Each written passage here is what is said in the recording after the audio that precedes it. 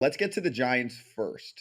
And let's start with Jung Hoo Lee and what you think he's going to bring to the table. And also how cool it's been for him to come to the Bay Area, embrace it, be out at the hoops game with the Warriors. And I saw from the press conference, it took forever to put his uniform on. And then he's like handsome. So he looks like he's going to be a character, a fun guy to interact with the media. Are you excited about that? And obviously what he can bring to the table on the field?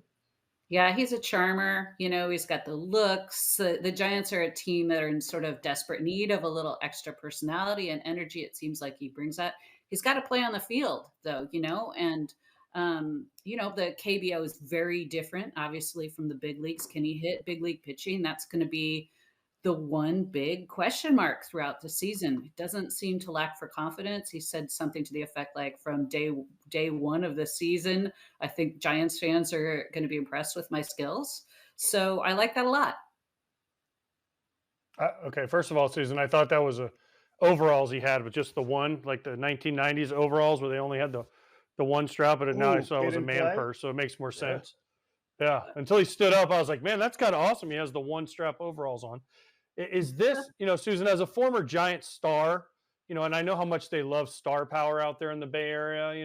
It was me, and then it was Barry Bonds, you know, far behind me when I played for the Giants. So I Sure. understand how much they love star power out in San Francisco.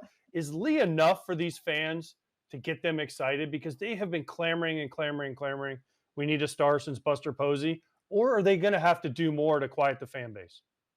But I mean, obviously, they made a huge run at Otani. They're apparently in on a lot of other big names, so that they know. Even Bob Melvin at his introductory press conference said, "This is a town. This is like a star-powered town. We like our stars here. You look at the Niners, you look at the Warriors. Right now, the Giants are a team that's kind of been boring. They had a couple good years under Gabe Kapler and 107 win season. But even that season, Buster retires after that. I talked to somebody the other day that said this whole idea is it's San Francisco, is that driving away free agents? Well, first of all, they signed Carlos Correa last year. That the city didn't have anything to do with that. That was the medicals that kind of upended that deal. So I think some of that's a little overblown. But I was talking to an agent recently who said it's not San Francisco, it's Buster retiring. Like that's kind of changed the fortunes of the franchise and maybe how free agents, especially pitchers, might think of it. But pitcher friendly ballpark, beautiful ballpark, mostly good weather. There are a lot of What? reasons for people to come to San Francisco. And Good, lots of money. good, They've got lots of good. money. Wait, good weather? Wait, what? Wait. Did you play in Minnesota? Yeah, we were in a dome. It was great. Oh, Remember you that were in movie? the dome. Remember Yeah. that? Remember that dumb movie you guys made about Moneyball that we ended that shit? Remember that year? By the way, my daughter's watching that in school. Sorry, Kratz, I know I jumped you, but No, you're my good. daughter, the teacher in statistics, is like, "We're gonna watch this great movie called Moneyball." And my daughter's like, "What's Moneyball?" And I was like, "Just make sure at the end, I didn't get actor credit for being at the end when we sent them home packing that year." It's a good point. I'm not saying anything. It's good history. It's a good history lesson, except for they forgot about three pitchers that were pretty good on that team, Yeah, that carried Yeah, the team. and the MVP, Miguel Tejada and and a third Kershaw. baseman, Yeah. that was pretty decent. Yeah, No, So you're it telling me was the talent draft. wins. Talent yeah. wins. I Yes. Wow. I love Scott Brilliant. Hatterberg, but he is not why that team won. It was definitely Scott Hatterberg. That's what it was. Uh, And the draft. And the draft. All right. So what does he need to do? What does Hoo Lee need to do? What is he need to come in and do? Because my comps that I see are like Ha-Sung Kim, who was paid $28 million. Like, is the price tag going to put an expectation of him as something that he's not? Well, I think the thing that Giants have about like 5% of the time, they think that will translate. So who knows? You just never know. I was struck a little bit the other day by the press conference, how charming.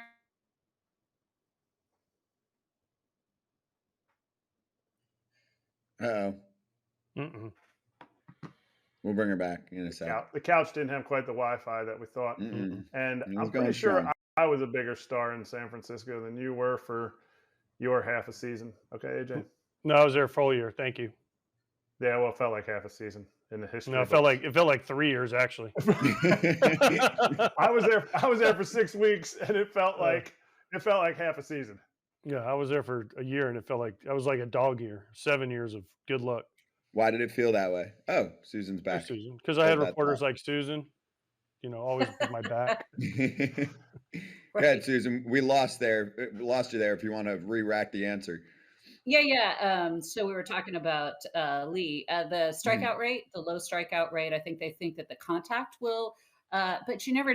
Big league. He's not. He hasn't been facing guys throwing 100 on the regular. So it's a question mark. And he was so charming and handsome and funny. It kind of reminded me a few years ago when the A's signed Hiro Nakajima. It was a big deal. He was a star in Japan. He didn't play a game in the major leagues. He just wasn't quite a big leaguer. You never know. You just never know. And Japan tends to be a little bit more projectable than the KBO. So fingers crossed because he ticks all the boxes that they need. Left-handed hitter, good outfielder. They really want to improve their defense. That's huge with, they're going pitching and defense. They have to in that division. So, I think the Giants are really hopeful that the metrics they have line up with his performance, but we'll see. It's going to be an ongoing thing all year. Oh man, he better work out because they spent a lot of money on him plus the posting fee. So yeah, I'm rooting for him because he seems like a They fun guy. We want more of They that. have the money. They Yes, they have have the the money. money. Right, they'll So, be and they're gonna okay. spend And more of it. you're right, and I'll get to that in a sec. So one other part that you touched on that I want to ask you about is the whole San Francisco narrative right now that has been carried. And I just want to like preface it with, Ken talked about it, Rosenthal on our show, and also kind of wrote about it a little bit and tweeted about it. Here's Logan Webb reacting. A lot of people that have never played an SF seem to know a lot about it. I've gotten quite a few angry trolls coming after me. You're pushing your narrative about the city, whatever. And I'm like, uh, re-rack the video of what we've done. I've asked 2 questions about it to a reporter who talks to everyone and to a player saying, hey, what do you think of San Francisco and why do you think some players don't want to sign there? And all of a sudden it's like, how dare Foul Territory even talk about that? I'm like, why don't you flip the narrative around and say, hey, our city's awesome, right? Instead of taking it so personally. So how do you think this is all kind of played out publicly and then with fans? Should they be pissed off at everyone, or should they use it as positive press to be like, this place is awesome? Yeah, as Reza, I live in San Francisco. My mom is from San Francisco. My grandma is from San Francisco. The residents were kind of like, yeah, we don't want anyone else moving in here. So there's like the longtime people are like, yeah, no, it's terrible. Don't come here. But no, it's an amazing city. It's an awesome city. I travel all over the country, obviously, with my job. The problems San Francisco has are everywhere. It has turned into sort of a political hot topic in some news circles because of its policies, and I think that it gets held up very unfairly for that. But it's still the same beautiful city it's ever been. The problem, I think, when it comes to baseball is that a lot of the teams stay in Union Square, where there are a lot of big, beautiful hotels. But if you then walk or take a cab or an Uber to the ballpark, you're going through some areas that aren't quite so good. Residents don't go through those areas that aren't all that good all the time. Like in any city, you kind of stay away from the problem spots. But yeah, there are problems that need addressing here, like every single city in the country and a lot of the great world cities too.